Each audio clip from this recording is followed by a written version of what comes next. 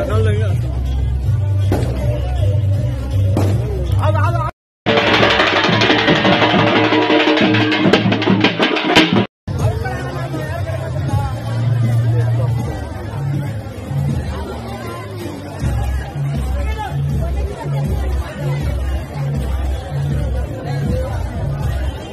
రోజు ఇంత అపూర్వ స్వాగతం పలికిన రామన్నపాలెం ప్రజలకు, సోదర సోదరీమణులకి, తెలుగుదేశం నాయకులకు, బీజేపీ నాయకులకు, అదేవిధంగా జన సైనికులకు అందరికీ నా నమస్కారాలు తెలుపుకుంటున్నాను.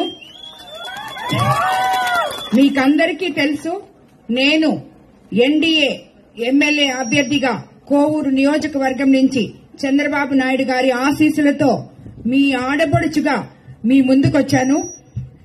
అదేవిధంగా ఎంపీగా వేమిరెడ్డి ప్రభాకర్ రెడ్డి గారు, నేను ఆయన గురించి మీకు పరిచయం చేయాల్సిన అవసరం లేదు, ఎందుకంటే ఆల్రెడీ మీ ఊర్లో వాటర్ ప్లాంట్ ఇచ్చున్నారు కాబట్టి మీ అందరికీ ఆయన పేరు సుపరిచితమే. ఆయన ఎంపీగా పోటీ చేస్తున్నారు కాబట్టి మీ అందరూ ఆలోచించి మీ అపూర్వమైన, మీ నమ్మకమైన ఓటుని మా ఇద్దరికి సైకిల్ గుర్తు మీద వేసి గెలిపించగలరని ప్రార్థిస్తున్నాను. మీకందరికీ తెలుసు, మనము తెలుగుదేశం ప్రభుత్వం అధికారంలోకి తెచ్చుకుంటే అది మీ ప్రభుత్వం, సామాన్యుల ప్రభుత్వం, ప్రజల ప్రభుత్వం.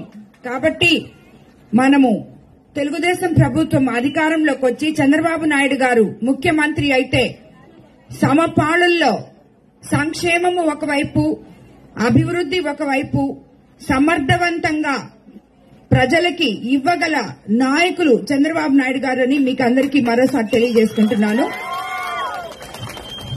మీకందరికీ తెలుసు, బాబు ష్యూరిటీ భవిష్యత్ గ్యారంటీ పేరుతో మనకి ఎన్నో సంక్షేమ పథకాలు ఇచ్చున్నారు. అవన్నీ కూడా ఇక్కడ చాలా మంది మహిళా మన సోదరులు ఉన్నారు.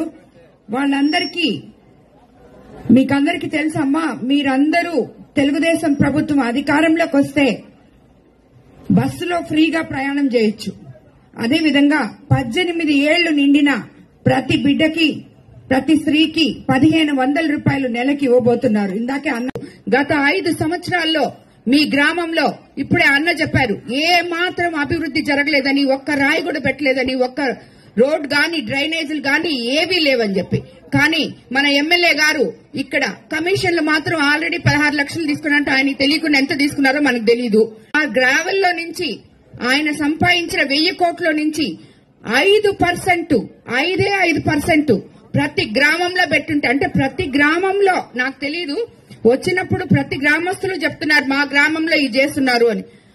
ఆ గ్రామంలో ఆయన కలెక్ట్ చేసిన కమిషన్లు అయితేనేమి, లంచాలైతేనేమి, చందాలైతేనేమి, వీటన్నిటిలో ఒక్క 5% గ్రామం మీద గాని పెట్టుంటే ఈ గ్రామాలు ఈ రోజు పట్టణాలుగా మారుండేటివి.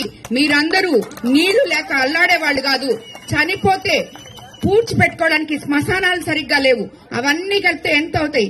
ఒక వాటర్ ప్లాంట్ పెట్టియొచ్చు, ఒక వాటర్ హెడ్ ట్యాంక్ కట్టియొచ్చు, ఒక శ్మశానానికి గోడ కట్టించొచ్చు, శ్మశానాన్ని బాగు చేసి గ్రామస్తులకి ఇవ్వచ్చు. అది కూడా చేయలేని ఈ 6 సార్లు గెలిచిన ఎమ్మెల్యే మనకుండడం మన దురదృష్టం అని చెప్పి నేను మీకు అందరికీ తెలియజేసుకుంటున్నాను.